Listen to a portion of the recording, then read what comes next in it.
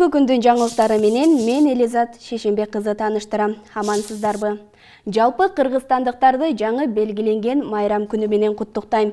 Жаңы эл аралык күн жарыяланды. COVID-19 пандемиясына карата Бириккен Улуттар Уюму эпидемияга каршы даярдык эл аралык күнү деп жарыялады. Көптөгөн өлкөлөр кризистик кырдаалга туш болушту. Экономиканын бүт тармактары жабыркады. Бир нече компаниялар банкрот болду. Ондогон миллион адам жумушсуз калды. Эл аралык пандемияга каршы даярдык майрамы жылдын аягында белгиленет. Бириккен Улуттар Уюмунун башкы катчысы Антонио Гутерриш өз сөзүндө ар бир адамдын ушул жылы алган жашоо сабактарын унутпоого үндөдү. Мамлекеттер бири-бири менен активдүү кызматташып, өлкөлөр саламаттыкты сактоо тармактарын чыңдап, жалпы элдин ден соолугунун камын көрүүгө чакырды. Быйылкы жылы жаңы жылдык майрамды чет өлкөгө барып тосууга шашылбаңыздар. Туристтик өлкөлөр туристтерди кабыл алуу боюнча чектөө киргизишет. Европа жана башка өлкөлөр туристтерди кабыл алуу боюнча чектөө киргизип, ал мөөнөт 2021 жылдын март айына чейин созулат. Мындан тышкары, ошол мамлекетке барган туристтердин колунда коронавирус менен оорубагандыгы тууралуу тастыкталган тесттин жыйынтыгы болуш керек. Мындай мамлекеттердин арасында Түркия мамлекети да бар. Алгач бул эреже аба жүргүнчүлөрүн ташуу үчүн колдонулуп, 30 декабрдан тарта ал мыйзам жер транспорттары менен жүргөндөр үчүн да колдонулат. COVID-19 карата ПЦР тестирөө ошол мамлекетке келгенге чейин 72 сааттан кечиктирилбестен жүргүзүлүшү керек.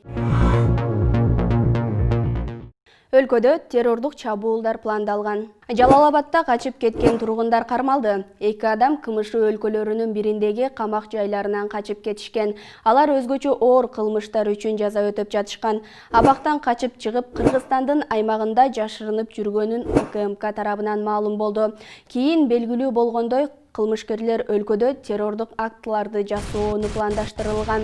Андан кийин жасалма документтерди колдонуп, Сириядагы куралдуу кагылышуу аймагына барууну көздөшкөн. Бул кылмышкерлер Жалал-Абад шаарынын убактылуу кармоочу жайына киргизилген.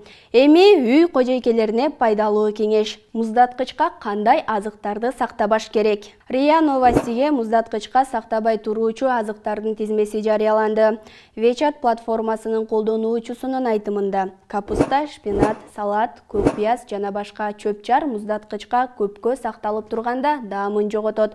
Мындан сырткары алардан жагымсыз жыт чыгып, башка азыктарга да өтөт. Банан, помидор, бадыраңды да муздаткычка салып кереги жок. Себеби помидор жумшарып, бадыраң болсо карарып, бат эле чирип кетет. Алма, шабдалы, апельсин, киви сыяктуу жемиштер бөлмө температурасында 15-30 күнгө чейин сакталат.